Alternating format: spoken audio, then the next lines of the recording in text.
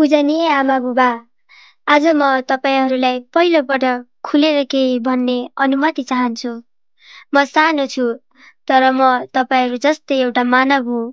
त्यसैले मसँग मेरो मन छ र तपाईहरूको जस्तै भावना पनि छ।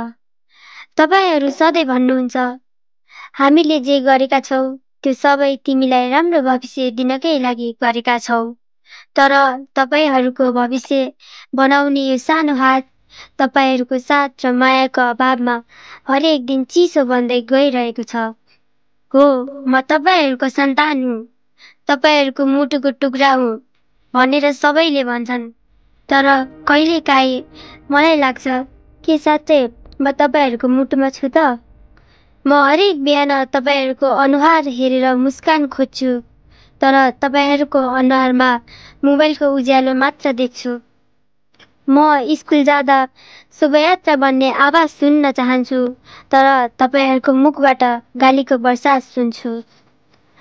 म खेल्दा तपाईहरूलाई देखाउन चाहन्छु, म नयाँ कुरा सिक्दा तपाईहरूको हौसला खोज्छु, तर तपाईँ सधैँ अहिले व्यस्त छु भन्नुहुन्छ। तपाईको मायाको एक अङ्गालो चाहन्छु, एकचोटि म तिमीलाई माया गर्छु भन्ने आवाज सुन्न चाहन्छु। बुबा, मेरा लागि त्यो भन्दा ठुलो उपहार केही नै हुनेछ र। स्कुलबाट फर्किँदा म तपाईलाई खोज्छु। एक पटक सोध्नुहुन्थ्यो, आज स्कुल कस्तो भयो नानी? तर अहिले तपाईँ मोबाइल हेर्न व्यस्त हुनुहुन्छ। म त मरेको जीवित सपना जस्तै लाग्छु तपाईहरूको आँखामा। बुबा, म तपाईको काँध चाहन्छु, त्यो बलियो काँध जसले मलाई संसारको डरबाट जोगाउँछ। तर तपाईको काँधमा मोबाइल झुन्डिएको हुन्छ, कामको बोझ पनि त्यही हुन्छ। म केवल त्यहाँ एकहोरो हेर्छु र मनमा नै सोच्छु, त्यो काँध कहिले मेरो लागि खाली होला भनेर। आमा, तपाईँ मेरो मनको भाषा बुझ्न सक्नुहुन्छ भनेर मलाई विश्वास थियो, तर जब म रोएँ तपाईले गाली गर्नुभयो।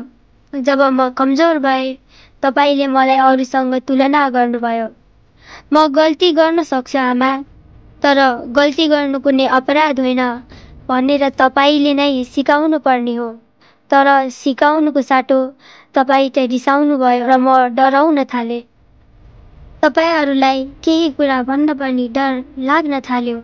म तपाईहरूबाट पैसा, मोबाइल, ब्रान्डेड लुगा होइन, तपाईको समय, मुस्कान, अङ्गालो र एकचोटिको म तिमीलाई माया गर्छु भन्ने शब्द चाहन्छु।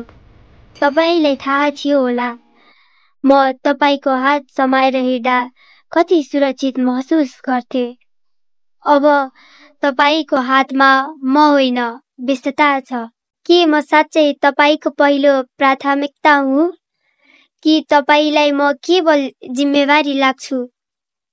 आज म केही माग्दिन, केवल एकचोटि मलाई ध्यान दिएर हेर्नुहोस्, मेरो आँखा पढ्नुहोस्। त्यहाँ तपाईका लागि लाखौं प्रश्न छन्। मेरो मन पढ्नुहोस्, त्यहाँ तपाईहरूको लागि लाखौं सपना पनि छन्। म तपाईको सन्तान हुँ, तर तपाईँ मेरो जीवनको हिस्सा होइन जस्तो लाग्न थालिसकेको छ। पूज्य आमा-बुबा, म केवल यति भन्न चाहन्छु, म तपाईलाई माया गर्छु, तर म जन्मदा भौतिक र भावनात्मक रूपमा सधैँ मेरो नयन अगाडि हुने तपाईहरू आज कहाँ हराउनु भयो? म खोजिरहन्छु। मलाई म जिउँदै मरेर बाँचेको छु जस्तो अनुभूति भएको छ। एक पटक जिउँदो लासभित्र मलाई खोज्ने प्रयास गर्नुहोस्। म मेरो अभिभावक खोजिरहेको छैन, म त मेरो असल आमा-बुबा खोजिरहेको छु। र मिठो गाँस होइन, त्यो मनमा बास खोजिरहेको छु। धन्यवाद। हजुरलाई सधैँ माया गर्ने हजुरको व्यवस्थाको शिकार उही दुखिया सन्तान।